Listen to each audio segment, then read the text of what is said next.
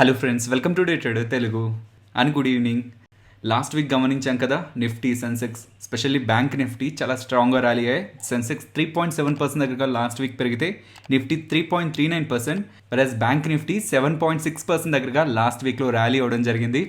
Last week కొంత స్ట్రాంగ్గానే markets ఉన్నాయి, కాకపోతే ఈ వీక్ ఎలా ఉండబోతున్నాయి, అసలు ఇప్పుడున్న లెవెల్స్ దగ్గర నుంచి మనం మార్కెట్ని ఎలా గమనించాలి, వీటి గురించి మాట్లాడుకుంటూ అండ్ ఇంకొన్ని కంపెనీస్ గురించి కొన్ని ఇంపార్టెంట్ అప్డేట్స్ ఉన్నాయి. అలాగే కొన్ని కంపెనీస్ రిజల్ట్స్ని పోస్ట్ చేశాయి. ఈ డేటాని మాట్లాడుకుంటూ మన వీడియోని అయితే ఎండ్ చేద్దాం.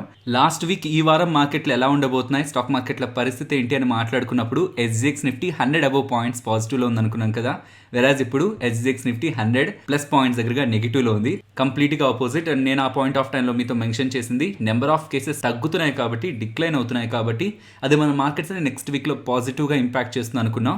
అండ్ ఈవెన్ గ్లోబల్ మార్కెట్స్కి మన మార్కెట్స్కి కొంత గ్యాప్ ఉంది కాబట్టి, బికాస్ మన దగ్గర కేసులు పెరుగుతుండేసరికి ఈవెన్ గ్లోబల్ మార్కెట్స్ ర్యాలీ అవుతున్నా మన మార్కెట్స్ ర్యాలీ అవ్వలేదు కాబట్టి ఆ కేసెస్ తగ్గుతూ ఉండేసరికి ఆ గ్యాప్ ఫిల్ అయ్యే ప్రయత్నం జరిగింది. సో అంతా కూడా లాస్ట్ వీక్లో మన మార్కెట్స్ని పాజిటివ్గా ఉంచింది. మరి ఆ పాజిటివ్ సెంటిమెంట్ స్టిల్ ఇంకా ఎందుకు కంటిన్యూ అవ్వట్లేదు, 100 పాయింట్స్ దగ్గరగా ఎందుకు నెగిటివ్లో ఉంది SGX నిఫ్టీ?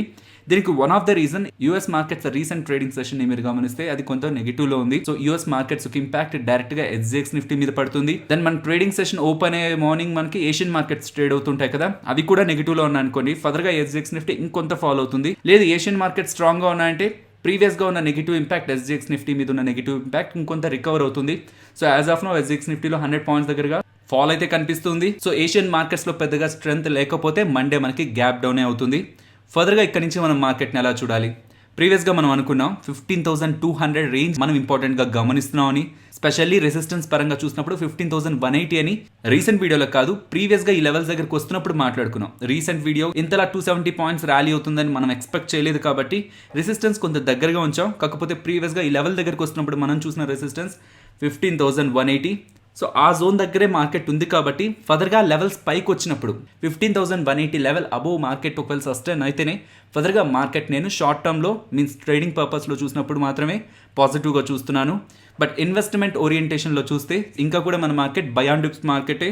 మనం ఎక్స్పెక్ట్ చేయని అన్సర్టనిటీ ఒకవేళ గ్లోబల్గా కానీ డొమెస్టిక్గా కానీ ఏదైనా స్ట్రాంగ్ నెగిటివ్ ఫ్యాక్టర్ మార్కెట్ని డౌన్ సైడ్కి మూవ్ చేయాల్సిందే కానీ యాజ్ ఆఫ్ నో ఎకానమీలో కానీ అండ్ ఈవెన్ మార్కెట్లో ఉన్న కండిషన్స్ని బట్టి చూస్తే స్టిల్ ఇంకా మన మార్కెట్ని బులిష్ వ్యూలోనే చూడొచ్చు. బట్ ట్రేడింగ్ పాయింట్ ఆఫ్ వ్యూలో చూస్తే మన వ్యూ డిఫరెంట్గా ఉండాల్సి ఉంటుంది. బికాస్ ప్రీవియస్గా ఈ జోన్ దగ్గరకు వచ్చినప్పుడే మార్చ్ ఆ పాయింట్ ఆఫ్ టైం నుంచి మల్టిపుల్ టైమ్స్ మార్కెట్ రియాక్ట్ అవుతూనే ఉంది, డౌన్ సైడ్కి ఫాలో అవుతుంది. సో ప్రీవియస్గా అన్నిసార్లు ఫాలో అయింది కాబట్టి ఈసారి కూడా ఫాలో అవడానికి పాసిబిలిటీ ఉంటుందన్న విషయాన్ని మనం మైండ్లో ఉంచుకొని ఇక్కడ నుంచి ఇంపార్టెంట్ లెవెల్స్ పైన సస్టైన్ అవుతున్న ప్రతిసారి ఒక కన్ఫర్మేషన్ దొరికిన ప్రతిసారి మాత్రమే మనం టాప్ సైడ్ పాజిటివ్ సైడ్ అయితే ట్రేడ్స్ అయితే తీసుకోవాల్సి ఉంటుంది. ఇదిలా ఉంటే మార్కెట్స్ ఏమో స్ట్రాంగ్గా మూవ్ అవుతున్నాయి, కాకపోతే బోత్ FI అలాగే DI యొక్క ఇన్స్టిట్యూషనల్ యాక్టివిటీ మనకి స్ట్రాంగ్ అయితే కనిపించట్లేదు. బట్ పాజిటివ్ సైడ్ చూడాల్సింది. ఈ మంత్ స్టార్టింగ్ నుంచి ఇప్పటివరకు FIs 10,467 crores దగ్గరగా సెల్ చేస్తుంటే లాస్ట్ 2 ట్రేడింగ్ సెషన్స్లో మాత్రం వాళ్ళు పాజిటివ్ సైడ్ అయితే మెయింటైన్ చేస్తున్నారు. నెక్స్ట్ వీక్లో ఏ కంపెనీస్ రిలేటెడ్గా ఎటువంటి కార్పొరేట్ యాక్టివిటీ జరుగుతుంది అండ్ వాటి రిలేటెడ్గా ఎక్స్ డేట్ ఏంటి అనేది మీకు స్క్రీన్ పైన అయితే కనిపిస్తుంటుంది. నెక్స్ట్ గోల్డ్ గురించి మాట్లాడుకోవాలి. మోస్ట్లీ ఎసెట్ క్లాస్ అందరికీ ఐడియా ఉంటుంది. సో కొంతమంది ఫిజికల్ గోల్డ్లో ఇన్వెస్ట్మెంట్ చేస్తుంటారు. వెస్ట్ని జ్యువెలరీ కానివ్వండి, గోల్డ్ కాయిన్స్ కానివ్వండి, ఈవెన్ గోల్డ్ బిస్కెట్స్ కానివ్వండి, వీటిలో ఇన్వెస్ట్మెంట్ చేస్తుంటారు. అండ్ డిజిటల్ ఫార్మాట్లో లైక్ గోల్డ్ ETF ఉంది, గోల్డ్ ఫ్యూచర్స్ ఉన్నాయి, గోల్డ్ బాండ్స్ ఉన్నాయి, లైక్ సోవరెన్ గోల్డ్ బాండ్స్ ఉన్నాయి, ఈవెన్ ఈ గోల్డ్ అని, డిజిటల్ గోల్డ్ అని, ఇలా డిఫరెంట్ ఫార్మాట్స్లో మనకు గోల్డ్ అవైలబుల్గా ఉంది. కాకపోతే ఫైనాన్స్ మినిస్టర్ నిర్మలా సీతారామన్ గారు లాస్ట్ బడ్జెట్లో ఒక ఇంపార్టెంట్ అనౌన్స్మెంట్ చేశారు. స్పాట్ గోల్డ్ ఎక్స్చేంజ్ని తీసుకురాబోతున్నారని, స్పాట్ గోల్డ్ ఎక్స్చేంజ్ తీసుకురాబోతున్నారని. దీని రిలేటెడ్గా సెబీ వాళ్ళు అలాగే WDRA వాళ్ళు, సెబీ అంటే ఐడియా ఉండొచ్చు, WDRA అంటే warehousing department and regulatory authority of India, వీళ్ళిద్దరు కలిపి మేనేజ్ చేస్తారు ఈ స్పాట్ గోల్డ్ ఎక్స్చేంజ్ అనుకున్నారు. కాకపోతే దాని తర్వాత WDRA వాళ్ళు కాదు, కేవలం సెబీ వాళ్ళు మాత్రమే దీన్ని మేనేజ్ చేయబోతున్నారు అంటున్నారు. సో NSE, BSE ఎలాగో ఎక్స్చేంజెస్ ఎలాగో కమింగ్ డేస్లో ఒక గోల్డ్ ఎక్స్చేంజ్ రాబోతుంది, స్పాట్ గోల్డ్ ఎక్స్చేంజ్ రాబోతుంది. వీటి రిలేటెడ్గా ఫుల్ డీటెయిల్స్ ఇంకా మనకి మార్కెట్లోకి రాలేదు, but spot gold exchange coming డేస్లో రాబోతుందన్న అప్డేట్స్ అయితే ఉన్నాయి. నెక్స్ట్ SBI గురించి మాట్లాడుకోవాలి. SBI వాళ్ళు రిజల్ట్స్ని పోస్ట్ చేశారు అండ్ ఈవెన్ ఆ రిజల్ట్స్ పాజిటివ్గా ఉన్నాయని టెలిగ్రామ్లో ఈవెన్ ఫ్రైడే చేసిన వీడియోలో కూడా మాట్లాడుకున్నాం. కాకపోతే పాయింట్ అంతా కూడా వీళ్ళు రిజల్ట్స్ పోస్ట్ చేసిన తర్వాత బ్రోకింగ్ అలాగే రేటింగ్ ఫ్రెండ్స్ ఎలాంటి వాళ్ళ ఒపీనియన్స్ ఆర్ ఫ్యూచర్ టార్గెట్స్ ఇచ్చాయని, వాళ్ళ ప్రీవియస్ రిజల్ట్స్ని చూసి ఎవరెవరైతే టార్గెట్స్ని మెన్షన్ చేశారో వాళ్ళందరూ కూడా వాళ్ళ టార్గెట్స్ని రివైజ్ చేశారు. CLSA వాళ్ళు 650 టార్గెట్ అంటూ ఉంటే SBI వాళ్ళకి HSBC 485, JP Morgan వాళ్ళు 515, కోటాక్ వాళ్ళు 470 అండ్ మోర్గన్ స్టాన్లీ వాళ్ళు 600 అండ్ మెక్వైర్ వాళ్ళు 450 అంటున్నారు. పిఎస్యూ బ్యాంక్స్ లో మోస్ట్లీ రిస్క్ ఎక్కువగా ఉంటుంది, బికాస్ వాళ్ళు ఎవరికైతే లోన్స్ ఇచ్చుంటారో ఆ ఇచ్చిన లోన్స్ రిలేటెడ్ గా డిఫాల్ట్ నాన్ పర్ఫార్మింగ్ అసెట్స్ ఎక్కువగా ఉండడం కారణంగా వాళ్ళ అసెట్ క్వాలిటీ ఈవెన్ వాళ్ళ బ్యాలెన్స్ షీట్ లో కూడా మనకి పెద్దగా స్ట్రెంత్ అయితే కనిపించదు. ఈవెన్ స్టేట్ బ్యాంక్ ఆఫ్ ఇండియాలో కూడా ఇది కనిపిస్తూ ఉంటుంది, కానీ కంపేర్డ్ విత్ ఇతర పబ్లిక్ సెక్టార్ బ్యాంక్స్ ఇది కొంత స్టేబుల్ పర్ఫార్మెన్స్ అయితే మెయింటైన్ చేస్తూ ఉంటుంది. అగైన్ ప్రీవియస్ వీడియోస్లో మెన్షన్ చేశాను, ఈవెన్ బ్యాంకింగ్ సెక్టర్ రిలేటెడ్గా అనాలిసిస్ చేస్తున్న వీడియోలో కూడా మెన్షన్ చేశాను. బట్ వీటన్నిటిలో కూడా మీకు ప్రైవేట్ బ్యాంక్సే కనిపిస్తాయి. లేదు నేను ఒక పబ్లిక్ సెక్టర్ బ్యాంక్ని టచ్ చేయాలనుకుంటున్నాను, బట్ నాకు రిస్క్ తక్కువ ఉండాలనుకుంటే మాత్రం ఉన్న ఒకే ఒక option State Bank of India. So పిఎస్యూస్లో టచ్ చేయగలిగే bank State Bank of India. అది మనం ప్రీవియస్గా మల్టిపుల్ టైమ్స్ మాట్లాడుకున్నాం. ఈవెన్ వీళ్ళు పోస్ట్ చేసిన రిజల్ట్స్తో కూడా మనకు అదే ప్రూవ్ అయింది. కంపేర్డ్ విత్ ఇతర పబ్లిక్ సెక్టార్ బ్యాంక్స్ వీళ్ళ అసెట్ క్వాలిటీలో స్టెబిలిటీ కనిపిస్తుంది అండ్ వీళ్ళ స్లిప్పేజెస్ కూడా ఎక్స్పెక్టెడ్ కంటే బిలో ఉన్నాయి. కాబట్టి ఫర్దర్గా కూడా మనం స్టేట్ బ్యాంక్ ఆఫ్ ఇండియా రిలేటెడ్గా పాజిటివ్ వ్యూని అయితే మెయింటైన్ చేయొచ్చు. నెక్స్ట్ నాట్కో ఫార్మా గురించి మాట్లాడుకోవాలి ఫ్రెండ్స్. మీకు గుర్తుంటే 2020 సెప్టెంబర్ ఆ పాయింట్ ఆఫ్ టైంలో నాట్కో ఫార్మాకి రెవ్లిమిడ్ రిలేటెడ్గా, రెవ్లిమిడ్ అనేది అది ఒక బ్రాండ్ నేమ్, దాని రిలేటెడ్గా జెనరిక్ నేమ్ లెనాలిడోమైడ్ అనమాట. ఇది క్యాన్సర్లో యూజ్ చేస్తారు. ఆ డ్రగ్ని మల్టిపుల్ మైలోమాకి యూజ్ చేస్తుంటారు. దాని రిలేటెడ్గా గ్లోబల్గా చాలా పెద్ద మార్కెటే ఉంది. దాని రిలేటెడ్గా మంచి ప్రాఫిట్ ఉంటుంది ఫార్మా కంపెనీస్కి తయారు చేస్తున్న వాటికి. ఆ డ్రగ్ని మ్యానుఫ్యాక్చర్ చేయాలని నాట్కో ఫార్మా వాళ్ళు ప్రయత్నించారు. కొన్ని ఇష్యూస్ని ఫేస్ చేశారు, వాటిని సెటిల్ చేసుకున్నారు. ప్రెసెంట్ వచ్చిన అప్డేట్, May 22 వచ్చిన అప్డేట్, నాట్కో ఫార్మా వాళ్ళకి యూఎస్ఎఫ్డిఏ ఒక అప్రూవల్ వచ్చిందంటున్నారు. ఈ రెవ్లిమిడ్ రిలేటెడ్గా, లెనాలిడోమైడ్ రిలేటెడ్గా క్యాప్సూల్స్ని తయారు చేసుకోమని యూఎస్ఎఫ్డిఏ వాళ్ళు అప్రూవల్ ఇచ్చారంటున్నారు. ఈ సెగ్మెంట్లోకి నాట్కో ఫార్మా వాళ్ళు ఎంటర్ అవుతున్నారని లాస్ట్ ఇయర్ సెప్టెంబర్ ఆ పాయింట్ ఆఫ్ టైంలోనే మనకు అప్డేట్ ఉంది. బట్ ఇప్పుడు యూఎస్ఎఫ్డిఏ వాళ్ళు అప్రూవల్ ఇచ్చారు కాబట్టి ఫర్దర్గా మనం దీన్ని పాజిటివ్గా అయితే చూడొచ్చు. నెక్స్ట్ ఐఎక్స్ గురించి మాట్లాడుకోవాలి ఫ్రెండ్స్. ఐఎక్స్ అంటే ఏంటి? Indian energy exchange. వీళ్ళకి ఒక సబ్సిడరీ కూడా ఉంది, అది ఇండియన్ గ్యాస్ ఎక్స్చేంజ్. వీటి రిలేటెడ్గా మనం ఐఎక్స్ గురించి మాట్లాడుకునే డెడికేటెడ్ వీడియోలో మాట్లాడుకున్నాం, క్లియర్గా ఎక్స్ప్లెయిన్ చేశాను అక్కడ. ఐఎక్స్ ఒక సబ్సిడరీ ఏంటి? ఐజీఎక్స్ అనుకుంటున్నాం కదా. ఐజీఎక్స్ అంటే ఏంటి? Indian gas exchange. సో ఇది గ్యాస్ని ట్రేడ్ చేస్తుంటారు, న్యాచురల్ గ్యాస్ని ట్రేడ్ చేస్తుంటారు. వాళ్ళకి ప్రీవియస్గా 3 ఆపరేషనల్ హబ్స్ ఉండేవి, బట్ ఇప్పుడు అడిషనల్గా 2 more హబ్స్ని యాడ్ చేసుకున్నారు అంటున్నారు. సో ఇలా నెంబర్ ఆఫ్ హబ్స్ పెరిగే కొద్దీ వీళ్ళ బిజినెస్ కూడా పెరుగుతుంది కాబట్టి అది ఐజీఎక్స్ రిలేటెడ్గా పాజిటివ్గా ఉంటుంది. సో ఐజీఎక్స్ రిలేటెడ్గా వస్తున్న అప్డేట్ ఐఎక్స్కి మనం పాజిటివ్గా చూడొచ్చు. నెక్స్ట్ రిజల్ట్స్ గురించి మాట్లాడుకోవాలి friends. Already most of the companies అన్ని కూడా రిజల్ట్స్ని అయితే పోస్ట్ చేశాయి. Results rest of the companies అన్ని కూడా ఈ వీక్లో పోస్ట్ చేస్తాయి.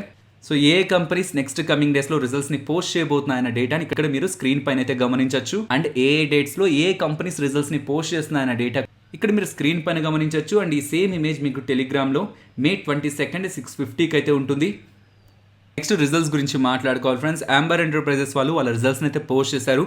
మీరు కంపెనీని ట్రాక్ చేస్తూ స్పెషల్లీ లాస్ట్ 3 quarter నెంబర్స్ని ట్రాక్ చేస్తున్నట్లయితే లాస్ట్ 3 quarters నెంబర్స్ కంటే కూడా ప్రెసెంట్ పోస్ట్ చేసిన నెంబర్స్ చాలా స్ట్రాంగ్ రికవరీ అయితే ఈ క్వార్టర్లో మనకు కనిపించింది. వెరాజ్ ఈ క్వార్టర్ని మీరు లాస్ట్ ఇయర్ క్వార్టర్తో కంపేర్ చేస్తే పెద్దగా గ్రోత్ కనిపించదేమో, కానీ లాస్ట్ 3 quarter నెంబర్స్ కంటే కూడా ప్రెసెంట్ పోస్ట్ చేసిన క్వార్టర్ నెంబర్స్ బెటర్గా ఉన్నాయి. అండ్ ఈవెన్ వీళ్ళ ఇన్వెస్టర్ ప్రెజెంటేషన్లో వీళ్ళ రిలేటెడ్గా ఉన్న నెంబర్స్ని వీళ్ళు పోస్ట్ చేస్తూ కొన్ని ఇంపార్టెంట్ అప్డేట్స్ని కూడా వీళ్ళైతే మనకి ప్రెజెంట్ చేస్తున్నారు. ఆ డేటాను కూడా మనం మాట్లాడుకునే ప్రయత్నం చేద్దాం. బిజినెస్ వైడ్గా మనం బ్రేక్ డౌన్ చేస్తే RAC, components and mobility segment అయితే కనిపిస్తుంది. ఆర్ఏసీ సెగ్మెంట్ లో మనకి ఎయిర్ కండిషనర్స్ వస్తూ ఉంటాయి. And refrigerant filled air conditioners ని బ్యాన్ చేశారు కాబట్టి, ఇంపోర్ట్స్ ని బ్యాన్ చేశారు కాబట్టి లోకల్ గా ఉన్న డొమెస్టిక్ మ్యానుఫ్యాక్చర్స్ కి అది అడ్వాంటేజ్ అయిందని. సో దీని రిలేటెడ్ గానే వీళ్ళకి కొత్తగా 6 clients కూడా యాడ్ అయ్యారంటున్నారు. ఇది ఇంపార్టెంట్ గా మనం గమనించాలి. న్యూ కస్టమర్స్ యాడ్ అయ్యే కొద్దీ అది వీళ్ళకి ఒక లాంగ్ టర్మ్ బిజినెస్ ఆపర్చునిటీని క్రియేట్ చేస్తుంది.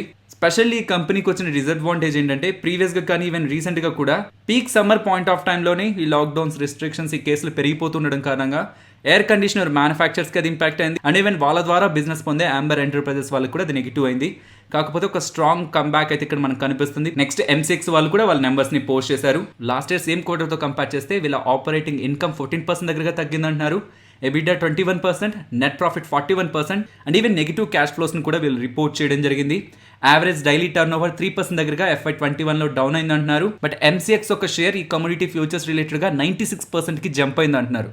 సో ఒక మోనోపోలీ సెగ్మెంట్ అయితే ఇక్కడ మనకు కనిపిస్తుంది. 96% దగ్గరగా ఈ కమోడిటీ ఫ్యూచర్స్లో వీళ్ళకి ఒక కంట్రోల్ అయితే కనిపిస్తుంది. కాకపోతే దాని రిలేటెడ్గా వీళ్ళు పోస్ట్ చేసిన నెంబర్స్ అయితే అంత స్ట్రాంగ్గా లేవు, కొంత వీక్గానే ఉన్నాయి. మోనోపోలీ ఉన్న స్టాక్స్ని మార్కెట్ నార్మల్ స్టాక్స్తో కంపేర్ చేస్తే డిఫరెంట్గా ట్రీట్ చేస్తుంది. బికాస్ వీళ్ళ బిజినెస్ వీక్ అయిపోయి కమింగ్ డేస్లో బిజినెస్ క్లోజ్ చేసే పరిస్థితుల్లోకి కంపెనీస్ ఎలాగో వెళ్ళావు కాబట్టి స్లోగా ఈ సెగ్మెంట్లో గెయిన్ అవుతారులే. ఈవెన్ నెగిటివ్ రిజల్ట్స్ పోస్ట్ చేసి కొంత కరెక్ట్ అవుతున్నా అగైన్ వీటిని మార్కెట్ రివార్డ్ చేస్తూనే ఉంటుంది, స్పెషల్లీ మోనోపోలీ స్టాక్స్. ఒకవేళ ఈ మోనోపోలీలో స్ట్రాంగ్ బిజినెస్ చేస్తూ ఫండమెంటల్గా స్ట్రాంగ్ ఉన్న కంపెనీస్, టాప్ 10 కంపెనీస్ ఏవి అని మీరు తెలుసుకోవాలనుకుంటే టాప్ 10 మోనోపోలీ మల్టీ బ్యాగర్స్లో మనం మంచి క్వాలిటీ స్టాక్స్ గురించి 10 స్టాక్స్ గురించి మాట్లాడుకోవడం జరిగింది. ఆ లింక్ నేను మీకు కామెంట్ సెక్షన్లో ఇస్తాను. డెఫినెట్లీ మోనోపోలీ స్టాక్స్ అయితే స్టడీ చేయండి. అండ్ ఎంసీఎక్స్ దగ్గరికి వస్తే వీళ్ళు పోస్ట్ చేసిన నెంబర్స్ వీక్ గా ఉన్నాయి, బట్ అగైన్ మోనోపోలీ బిజినెస్ కాబట్టి మార్కెట్ ఎలా రియాక్ట్ అవుతుందో చూడాలి. నెక్స్ట్ నిఫ్టీ అలాగే bank Nifty support and resistance ని మాట్లాడుకుందాం friends. SGX Nifty nearly 100 points down లో ఉందనుకున్నాం కాబట్టి ఇఫ్ ఇన్ కేస్ అలా డౌన్ లో ఓపెన్ అవుతుంటే అక్కడ నుంచి ఫాలో అవుతుంటే 14,920 రెసిస్టెన్స్ గా గమనించవచ్చు. అండ్ అలా గ్యాప్ డౌన్ లో ఓపెన్ అయ్యి ఫర్దర్ గా టాప్ సైడ్ కి మూవ్ అవుతుంటే 15,180 ఇది మనం రెసిస్టెన్స్ గా గమనించవచ్చు. అండ్ బ్యాంక్ నిఫ్టీ రిలేటెడ్ గా సపోర్ట్ 33,940 అండ్ రెసిస్టెన్స్ 34,730 దగ్గర అయితే గమనిస్తున్నాను. Next Nifty option chain data గురించి మాట్లాడుకుందాం ఫ్రెండ్స్. ప్రీవియస్ గా మనం మాట్లాడుకుంటూ వచ్చిన రేంజ్ 14,700 to 15,200. లాస్ట్ వీక్ అంతా కూడా మార్కెట్ ఆ జోన్ లోనే మూవ్ అయింది. ఈవెన్ ఫ్రైడే అంత స్ట్రాంగ్ గా ర్యాలీ అయినా 15,200 వెళ్లే ప్రయత్నం మార్కెట్ అయితే చేయలేదు. సో ఆప్షన్ చైన్ లో ఉన్న డేటాని మీరు గమనిస్తే 15,500 దగ్గర ఆఫ్టర్ 15,200 ఒక స్ట్రాంగ్ డేటా అక్కడైతే బిల్డ్ అవుతుంది ప్రీవియస్ గా మనం మాట్లాడుకున్న లెవెల్ తర్వాత. సో అబౌవ్ 15,200 ఒకవేళ మార్కెట్ మూవ్ అయితేనే 15,500 మన రెసిస్టెన్స్ గా గమనించవచ్చు. ఎల్స్ ప్రీవియస్ వీక్ లో మాట్లాడుకున్న రేంజ్ నే కంటిన్యూ చేయొచ్చు 14,700 to 15,200. అండ్ ఇక్కడ నుంచి డౌన్ సైడ్ కి ఫాలో అవుతుంది అనుకుంటే 15,000 మీకు ఇంపార్టెంట్ జోన్ గా అయితే సపోర్ట్ జోన్ గా అయితే ఫామ్ అవడం జరిగింది.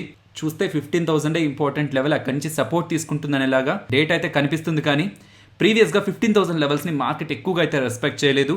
ఫాలో అవుతూ 15,000 దగ్గరకు వచ్చిన ప్రతిసారి అక్కడి నుంచి అగైన్ ఫాలో అవుతూ 14,800 to 700 ఇన్ బిట్వీనే ఎక్కువగా మార్కెట్ సపోర్ట్ తీసుకునే ప్రయత్నం చేసింది. కాబట్టి ఆప్టికల్ గా మనకు ఆప్షన్ చైన్ లో 15,000 ఇంపార్టెంట్ సపోర్ట్ గా కనిపిస్తున్నా ఇక్కడ నుంచి డౌన్ సైడ్ 14,700 అయితే నేను గమనిస్తున్నాను. సో ఫర్దర్ గా మార్కెట్ లో స్ట్రెంత్ ఉంటుందని మనం ఎప్పుడు అర్థం చేసుకోవాలి, 15,200 మార్క్ ని మార్కెట్ బ్రేక్ చేసి టాప్ సైడ్ సస్టైన్ అయినప్పుడే.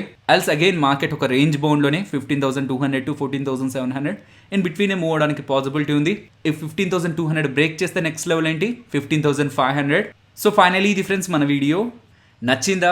నచ్చితే వీడియోని లైక్ చేయండి ఫ్రెండ్స్. అండ్ ఈ వీడియో మన వాళ్ళకి యూజ్ అవుతుంది అనుకుంటే తప్పకుండా షేర్ చేయండి. అండ్ మన ఛానల్ని సబ్స్క్రైబ్ చేయనట్లయితే ఛానల్లో ఉన్న కంటెంట్ని గమనించండి. ఇఫ్ ఆ కంటెంట్ మీకు నచ్చితేనే ఛానల్ని సబ్స్క్రైబ్ చేసి పక్కనే ఉన్న బెల్ ఐకాన్ క్లిక్ చేయండి.